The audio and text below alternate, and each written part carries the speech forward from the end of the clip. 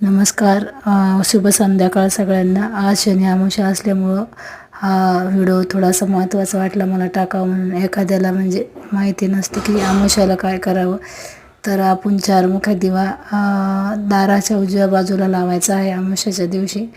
आणि पौर्णिमेला लावलं तरी चालतं, खूप चांगलं असतं चारमुखी दिवा लावलेला.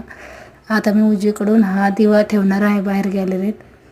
आणि तुमचं जिथं मेन दार आहे तिथं तुम्ही उजवीकडून हा दिवा ठेवायचा आहे. आणि स्वामी समर्थांचं पण तारक मंत्र संध्याकाळी.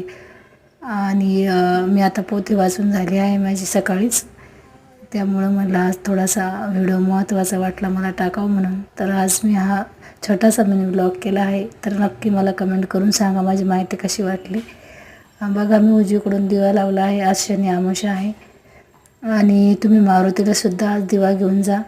आता तुळशीत लावत आहे मी दिवा. 6:30 वाजून गेले तर म्हटलं दिवाबत्ती करावं. आणि हे बघा, तुळस मी गावी गेल्यामुळे थोडी सुकली होती, तर मी द्वादशीला छोटी तुळस लावली आहे दुसरी. आणि तुळशीला दिवा झाला आहे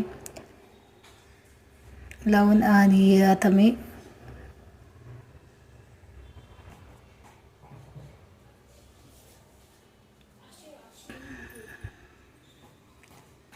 नमः. अस्य श्रीरामरक्षा स्तोत्र मंत्रस्य बुधकौशिक ऋषी श्री सीता तुळशीला हळदी कुंकू व्हायचं राहिलं होतं, त्यामुळे मी डबल आले.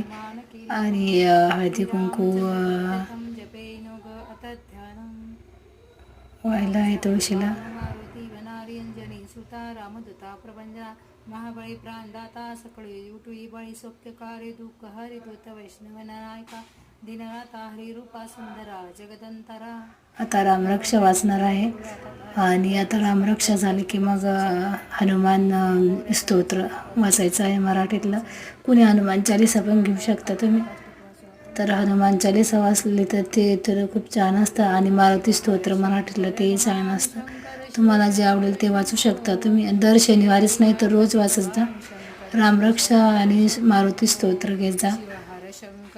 आणि आता मी ह्या पिवळ्या मोहऱ्या असतात आणि हातात घेऊन कालभैरव अष्टक वाचणार आहे.